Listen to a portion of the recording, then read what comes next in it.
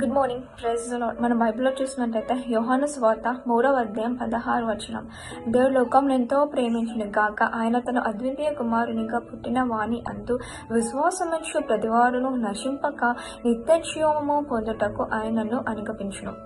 యోహాను సువార్తలో దేవుడు ఏం చెప్తున్నాడంటే, దేవుడు లోకంను ఎంతో ప్రేమించను. దేవుడు నిన్ను కూడా ఎంతో ప్రేమిస్తాడు, కూడా ఎంతో ప్రేమిస్తాడు. దేవుడు లోకంలో ఎంతో ప్రేమించాడు. దేవుడు లోకంలో ప్రతి ఒక్క బిడ్డలను ఎంతో ప్రేమిస్తాడు, పేరు పెనుక ప్రేమిస్తాడు. దేవుని ప్రేమను బట్టి, దేవుని దయను బట్టి, దేవుని కృపను బట్టి మనం ఇంత దాకా జీవిస్తున్నాం.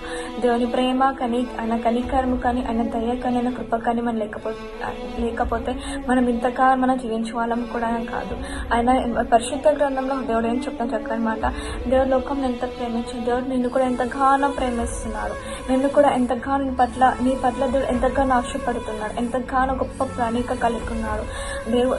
దేవుడు మన కొరకు తన ప్రాణాన్ని పెట్టాడు, మరణించాడు, తిరిగి లేచాడు. ఈ రోజు మనం కొద్దిసేపు కూడా దేవుని దగ్గరికి వచ్చి ప్రార్థించట్లేము.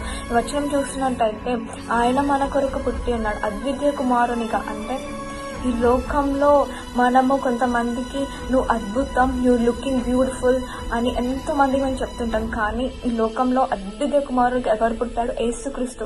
ఆయన మన కొరకు ఒక బ్యూటిఫుల్, అంటే పరిశుద్ధ ఆత్మ ఆయన దేవుడు మన కొరకు పుట్టి ఉన్నాడు. మన కొరకు ఇతరులకు చెప్తాం, you are looking like angel, you are looking like beautiful. కానీ దేవుడు ఏదైనా చెప్తాను, నేను నీ కొరకు అద్వితీయ కుమారునిగా పుట్టి ఉన్నాను, ఇతరులకు ఎందుకు నువ్వు ఏంజల్ అని అంటున్నాను. దేవుడు మీకు ప్రశ్నిస్తుంటాడు, దానికి జవాబు ఏమిస్తుంటావు చూడండి. దేవుడు ఈ వచనంలో ఏం చెప్తాడంటే, ఎవరైతే అతని యందు విశ్వాసం ఉంచుతుంటారో, ఎవరైతే దేవుని యందు విశ్వాసం ఉంచుతుంటారో, ప్రార్థిస్తుంటారో ఆయన నిత్య జీవము అనుగ్రహిస్తుంటారు. దేవుని యందు విశ్వాసిస్తున్నారా? ఈరోజు మీరు దేవుని యందు ప్రార్థిస్తున్నారా? దేవుని యందు మీరు ప్రతిదీ మీరు కోరుకున్నది దేవుడు తీస్తున్నాడని ఇంకా దేవుని పక్కన పెట్టేసి ఉంచారా? మీరు కోరుకున్నట్టు దేవుడు మీ పట్ల ప్రతిదీ చేసి ఉంచారు కదా, దాన్ని బట్టి మీరు దేవునికి ఏమి ఇస్తున్నారు?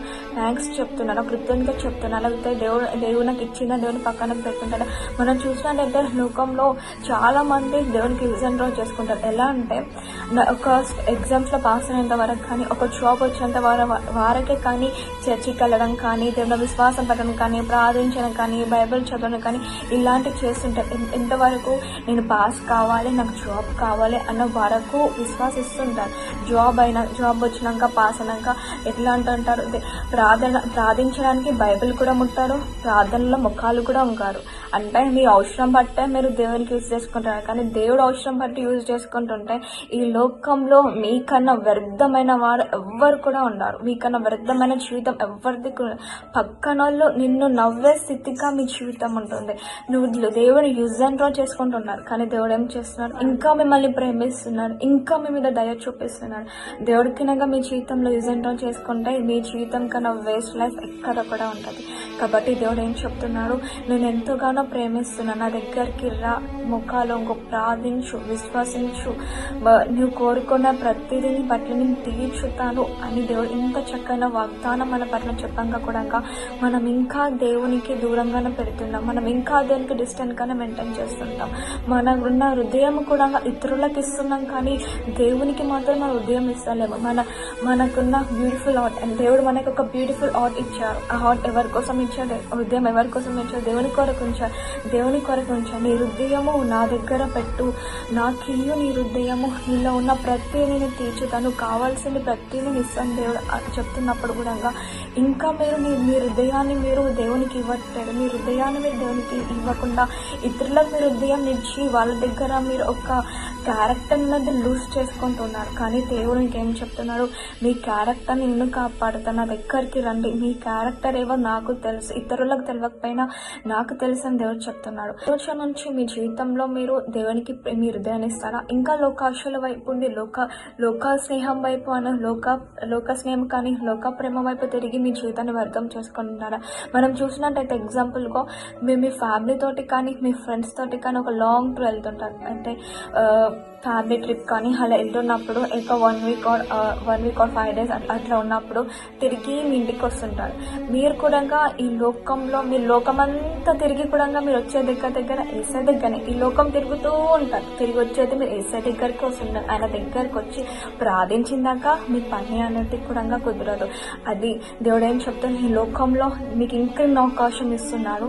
మారండి, మనసు పొందుకోనండి, నా ప్రేమను పొందుకోనండి, నా ప్రేమను పొందుకోనండి, నా ప్రేమను చూడండి అని దేవుడు చెప్తున్నాడు. ఒకవేళ ఈ లోకంలో నువ్వు మనసు పొందుకోకపోయినా, ఈ లోకంలో ఇంకా దేవుని వైపు తిరగకపోయినా నీకు మిల్లికెళ్తే నరకము తప్ప పరలోకం అనేది నీకు దొరకదు. ఆయన రాజ్యము కావాలంటే మనం ఏం చేయాలండి? ప్రార్థించాలి, ప్రార్థనలు ఎక్కువ గడపాలి. నిన్ను ఎంతో ప్రేమిస్తున్నాడు, లోకం ఎంతో ప్రేమిస్తున్నాడు దేవుడు చెప్తున్నాడు. ఆయన ప్రేమను బట్టే ఇంత దాకా మనం ఉన్నాం, ఇంత దాకా ఎదుగుతున్నాం. లేకపోతే మన స్థితిలో ఏమవుతుండదో, మన జీవితాలు ఏదంటుందో, మనం ఎక్కడుంటుంటేమో అది మనకు కూడా తెలియదు. కాబట్టి ఇంతవరకు దేవుడు మనల్ని కాపాడినందుకు దేవునికి మన కృతజ్ఞత స్తుతులు చెల్లించాలి. ప్రతిరోజు దేవా ఈ దినాన నన్ను కాపాడినందుకు వందనాలు, గత కాలము నుండి నన్ను కాపాడినందుకు వందనాలు ప్రభా. ఇంకా నాకు ఈ లోకం నుండి కాపాడు, ఇంకా ఈ లోకం నుంచి నన్ను రక్షించని ప్రార్థిస్తున్నాను. ప్రార్థించినప్పుడు దేవుడు నేను కాపాడుతుంటాను. నీ ప్రార్థన ప్రతి దేవుడు వింటూ ఉంటాడు. ఇప్పుడు జవాబు ఇవ్వకపోయినా ఒక రోజు నీ ప్రార్థన కనుక జవాబు ఇస్తున్న ప్రతిఫలం ఇస్తున్నాడు. కాబట్టి ఆయన విశ్వాసించండి, నిత్యజీవము కలిగి ఉండండి, నీతి కలిగి ఉండండి, నిత్యజీవము కలిగి ఉండండి. దేవుడు మిమ్మల్ని దీవిస్తుంటాడు, ఆశీర్వదిస్తుంటారు. ఉన్నత స్థాయి నుంచి రెండంతలుగా మిమ్మల్ని దీవిస్తుంటారు. దేవుడు మీ చేయి వదిలిపెట్టుకోకుండా కాపాడుతున్నాను. ఒకవేళ దేవుడు కూడా మీ చేయి వదిలిపెట్టేస్తుంటే మీ జీవితం ఎటు కాకుండా ఉంటుంది. ప్రార్థించండి, ప్రార్థనలో మీ జీవితం మొదలు పెట్టండి. దేవునితో నీ లైఫ్ని మొదలు పెట్టండి. నా లైఫ్లో ఇవ్వలేరు, నేను ఒంటరిగున్నాను అని బాధపడకండి. నాకు తెలిసిన మాట కంటే లైఫ్లో ఒంటరిగుండడమే బెటర్.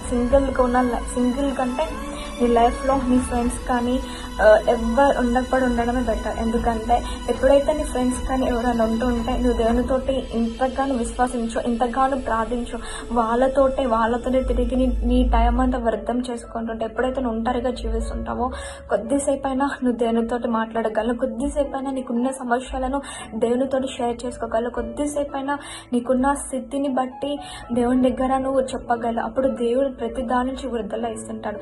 కాబట్టి ఈ వాక్యంలో మనం ఏం నేర్చుకున్నామంటే, దేవుడు లోకం ఎంతో ప్రేమిస్తున్నాడో నిన్ను కూడా అంతే ప్రేమిస్తున్నాడు. ఆయన మన కొరకు పుట్టి ఉన్నాడు, ఆయన మన కొరకు మరణించాడు, తిరిగి లేచాడు, మన కొరకు పరిశుద్ధాత్మగా మన మధ్యలో జీవిస్తున్నాడు. కాబట్టి ఆయన యందు మనం విశ్వాసించి ఉండాలి, నిత్య జీవం కలిగి ఉండాలి. ఎవరికి మనము బ్యూటిఫుల్ అని అనే కన్నా దేవునికే you are looking beautiful Jesus అని మనం ఒక్కసారి దేవునికి చెప్తుంటే చాలు. లుకింగ్ లైక్ ఏంజల్ చెప్పుడు కన్నా దేవా నీ దూతలు నాకు చుట్టూ ఉండాలి, పరిశుద్ధమైన దూతలు నాకు చుట్టూ ఉండాలి ప్రతి నిమిషం అని దేవునికి కోరుతూ ఉండండి. God bless you. Have a wonderful day.